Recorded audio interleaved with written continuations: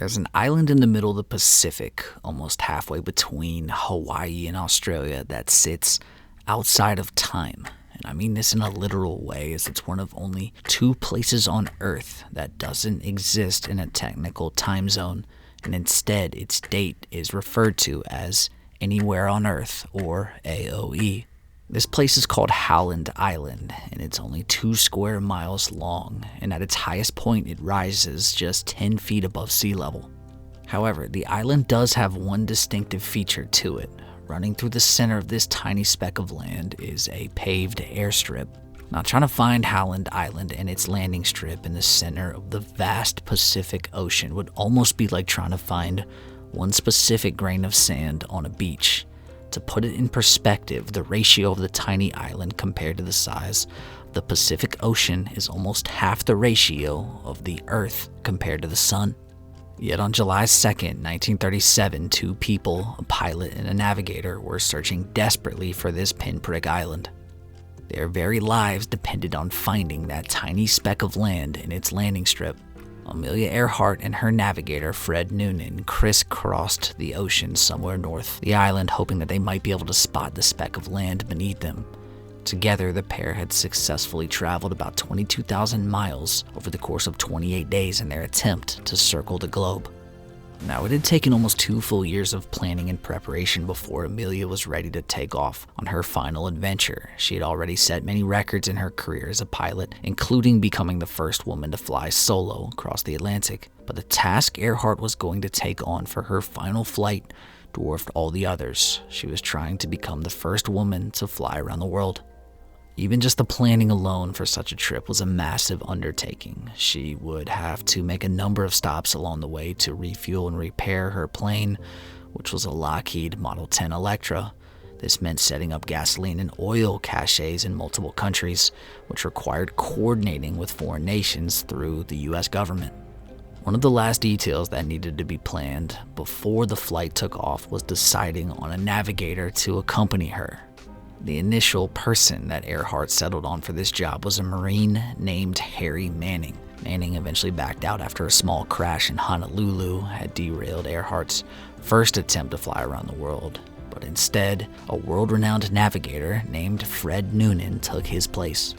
On June 1st, the pair took off on their second attempt. It had started well enough, and for those 28 days, Earhart and Noonan flew across the globe almost without a hiccup. They crossed South America, Africa, India, Southeast Asia with no issues. On June 29th, Earhart landed at Lae, New Guinea in the eastern South Pacific. Although only 7,000 miles remained on the trip, it would be the hardest and most dangerous stretch of the entire adventure.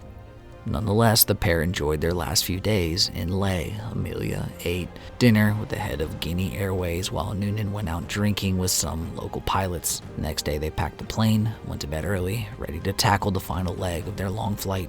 But as morning broke the next day over the remote Howland Island, a clipper ship called Itasca waited for Earhart's plane to appear in the sky overhead. Hour after hour passed with no sign of the plane. Then, the quiet of morning was broken by the sound of a transmission sent over the radio. It was from Earhart. "We must be on you, but cannot see you. Gas is running low, been unable to reach you by radio. We're flying at 1,000 feet. Earhart and Noonan were close enough for the transmission to get through, but they were not visible in the skies overhead. The Itasca sent directional coordinates to the Electra and even put up a smoke signal, but still the plane did not appear. Over the next few hours, the vessel waited anxiously while occasional transmissions from Earhart continued to come through the radio. But no matter what they sent back, Earhart and Noonan were either not receiving the Clipper's responses or they were unable to use them to set a correct course. 20 hours and 14 minutes after Earhart and Noonan had taken off from Guinea, the pilot sent her last message. "We are on the line, 157-337. We repeat this message on 6210 kilocycles. We are now running north and south." After that last transmission, the radio went silent. And an hour and a half later, Itasca reported Earhart and Noonan as a non-arrival to the island. Amelia Earhart was officially lost at sea. Now, the search effort to try and find Earhart and Noonan started immediately after they were declared missing, and it was massive. The Itasca began the process by sailing north and south of Howland Island, trying to identify the location of the final radio message. Over the next weeks and months, the U.S. Navy combed the ocean for any sign of Amelia's downed aircraft, but no evidence turned up. Even the Japanese enlisted ships to help as the search widened to islands that fell under their territory. By the end of the search, over 260,000 square miles had been searched by both boats and planes with no substantial evidence of either the pilot or plane. U.S. Navy alone spent $4 million trying to find Earhart and Noonan, but came away with nothing. 18 months after the pair disappeared, Earhart and Noonan were declared dead, and all search efforts were ended. But for many people, Earhart's disappearance from the skies over Howland is where the real questions begin. Where exactly was she flying as she sent that last broadcast, and why was there no evidence of a crash ever discovered? There are a bunch of theories around what that day looked like for Earhart and Noonan, and where they might have spent their last days. But for any of them to make sense, you have to start working backwards from her last radio transmission. As we stated, Earhart's last message said that they were running north and south along the 157-337 navigation line. Those numbers are crucial as they refer to degrees on a compass. Amelia was saying that they were on a line that points 157 degrees southeast in one direction and 337 degrees northwest in the other direction. The problem is that, judging by the fact that Earhart said they were traveling both north and south, it seems clear that they weren't sure exactly where they had crossed over the navigational line. They didn't know if they should follow it heading north or south. With the plane running out of gas, they simply didn't have time to conduct a thorough search in both directions before the Electra went down. This brings us to the first and most basic theory about Earhart and Noonan's fate. It's known as the crash and sink theory.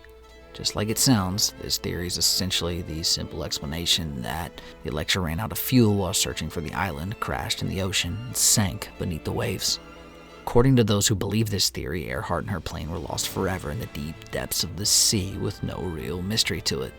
But if Earhart and Noonan had really been within range of Howland, like they said on their broadcast, and it stayed on the 157-337 navigational line, then Itasca should have been able to find the wreckage of the plane during its search. The plane wouldn't have sunk instantly, and some evidence of the wreck would have remained on the surface for the search party to find in the days after Earhart's disappearance. If this is the case, the next logical question is, where did Earhart and Noonan go if they simply didn't crash and sink nearby Howland Island? If you follow that same string that represents that navigational line further south, you run into another small speck of land called Gardner Island, which is about 350 nautical miles southeast of Howland. In the modern day, Gardner is called Nikumaroro, and it is part of a group known as the Phoenix Islands. Realistically, Gardner Island is the only place besides Howland that the pair might have reached before they ran out of fuel. This is where things get really interesting. When the Navy joined the search for Earhart, one of the ships that took part noticed something strange about Gardner Island. There seemed to be clear signs that somebody had recently been living on the uninhabited island. Over the first few days of the search, something else strange happened to the radios that were monitoring the frequency that Earhart had broadcasted her last message on. There would be occasional bursts of noise or sound, almost as if someone was trying to send out a distress call through the radio. In total, during the first 10 days of the search, there were 121 unidentified radio broadcasts made, with 57 of them coming from the area near Gardner Island. Then, on the 11th day, the messages suddenly stopped. If Earhart had managed to land the plane in the shallow lagoon that bordered the island, which would have been certainly possible at low tide, it's realistic to think that the radio would have been intact enough for the messages to have come from her. This theory holds that after a few days, the rising tide might have swept the Electra away, taking the radio from the pilot and explaining why the messages stopped so abruptly. But the evidence that points to Gardner Island does not end there.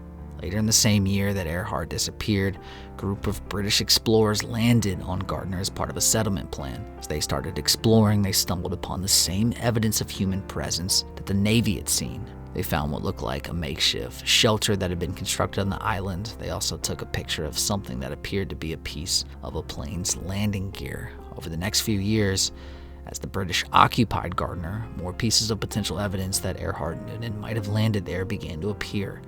Scattered across the island, they found everything from pieces of metal that seemed to have come from a plane's fuselage to small American-made objects like a box for a sextant and a bottle of 1930s-era cosmetic cream.